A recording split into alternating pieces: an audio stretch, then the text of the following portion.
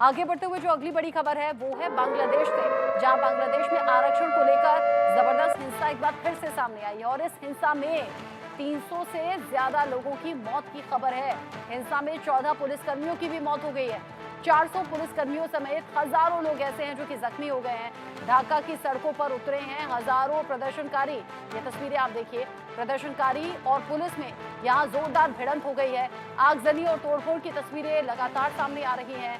बांग्लादेश में इंटरनेट बंद कर दिया गया है। फेसबुक, इंस्टाग्राम और एक्स, इन सभी पर बैन लगा दिया गया है और ये सब कुछ इस रीजन से हुआ है ताकि जो भी बांग्लादेश में हो रहा है वो इधर उधर फैले नहीं, ये वीडियो सामने ना आए।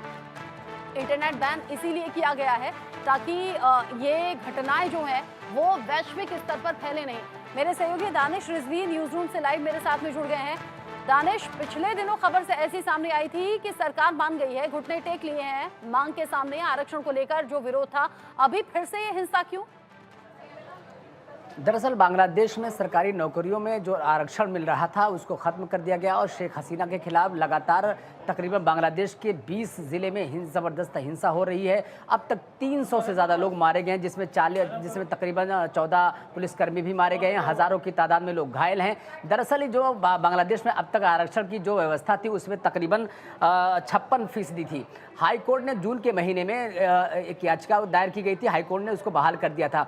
लेकिन उसके बाद से जो वहाँ पर सबसे ज़्यादा जो अहिंसक प्रदर्शन हो रहे हैं उसमें आरक्षण की जो मांग कर रहे हैं मुक्ति योद्धा, यानी कि 1971 में जिनके परिवार जंग लड़ते हुए पाकिस्तान और बांग्लादेश के दरमियान, उनको 30% अब तक आरक्षण मिल रहा था। महिलाओं को 10% मिल रहा था। पिछड़े जिलों के निवासियों को 10% मिल रहा था। अल्पसंख्यकों को 5% मिल रहा था। विकलांग को 1% मिल रहा था। इस तरीके से तकरीबन 56% वहाँ के लोगों को आरक्षण मिल रहा था। लेकिन सुप्रीम कोर्ट ने फैसला पलट दिया।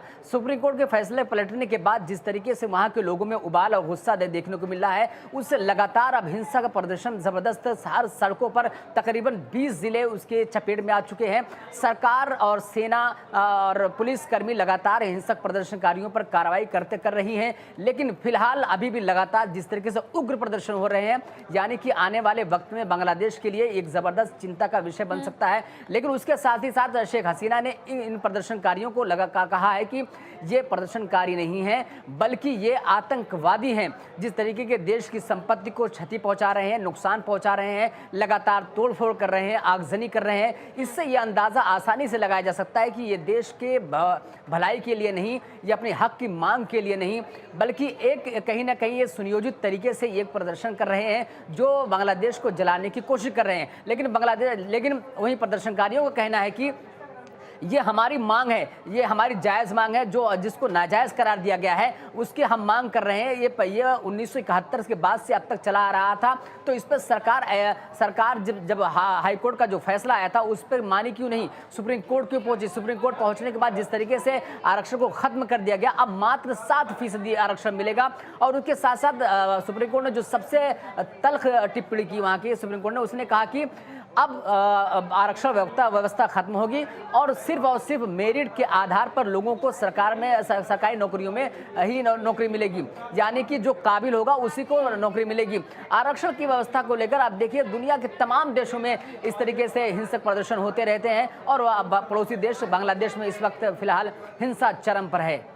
जिस तरीके से दानिश रिजवी आप बता रहे हैं, ये बड़ी फिक्र वाली बात है। बांग्लादेश में जो हालात बिगड़ रहे हैं, यानी पिछले दिनों यहाँ जो प्रदर्शन हुआ था वो इसलिए हुआ था कि सरकारी नौकरियों में जो आरक्षण मिल रहा है उसे खत्म किया जाए। लोग कह रहे थे जो काबिल लोग हैं वो नौकरी नहीं पा रहे, आरक्षण खत्म हो। जब वो फैसला इंप्लीमेंट किया गया तो अब वो लोग सामने आ रहे हैं जो कह रहे हैं कि आरक्षण खत्म नहीं होना चाहिए था, जो शहीदों के परिवार हैं उन्हें नौकरी मिलनी चाहिए। और अब ये जो टकराव की स्थिति है और ज्यादा बढ़ रही है, 300+ ये मौत का आंकड़ा पहुंच चुका है। दानिश रिजवी, नजर आप बनाए रखिएगा, आगे जो अपडेट होगा